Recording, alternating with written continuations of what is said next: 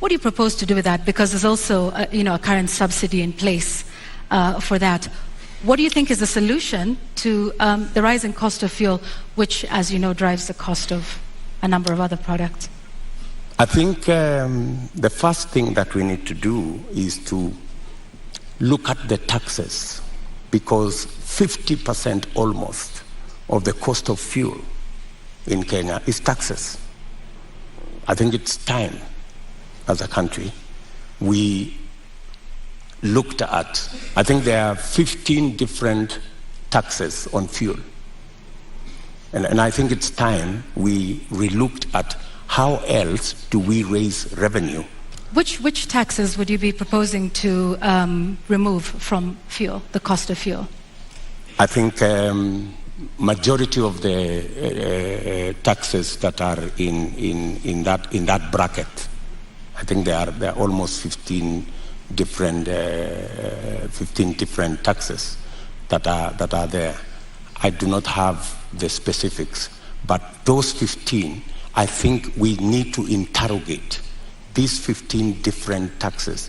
Which ones can we put aside so that, like other countries, we can limit the taxation on fuel? Take, for example, let me ask. Yeah. Yes. Okay. Take, for example, VAT. Correct.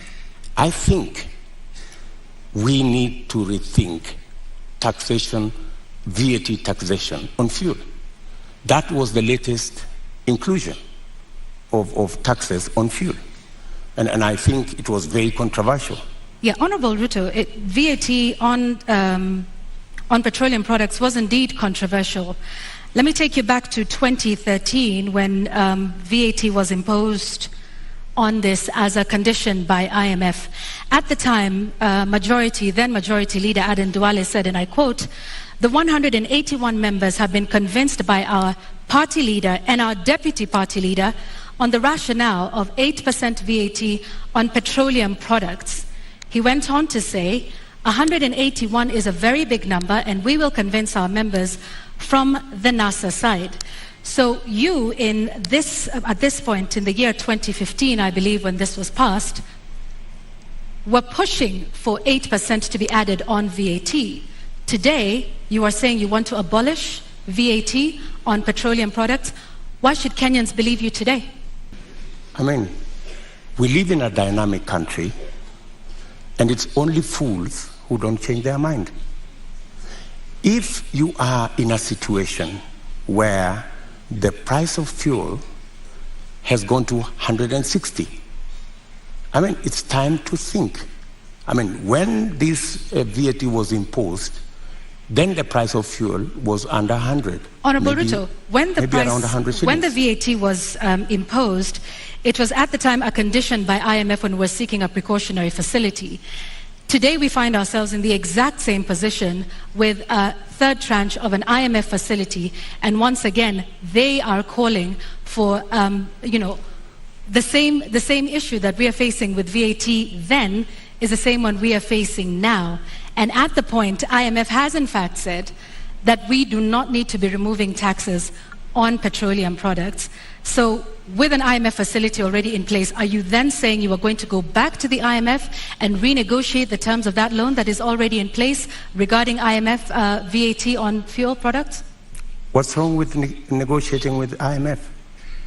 I think any reasonable government, looking at the situation where we are, looking at the cost of living, and how many Kenyans are every day sinking below the poverty line, I think it takes a courageous government to sit down with our development partners, and they are fairly reasonable people, and have a discussion. And I think they are, if not 8%, we need to renegotiate on some of the items that are outstanding. And apart from looking at that, there are other instruments that we can deploy. For example, we have the fuel subsidy fund. We need to think about how that fund is being used, how we are deploying it. Are we deploying it correctly? Is it giving us value? And what changes can be made? We need an open and frank conversation with our development partners who support us. And to the best of my knowledge, they are not unreasonable. They are reasonable people, and they can entertain a conversation on negotiating some of the terms that have been offered to us. Honorable Ruto, I think that will take us into our second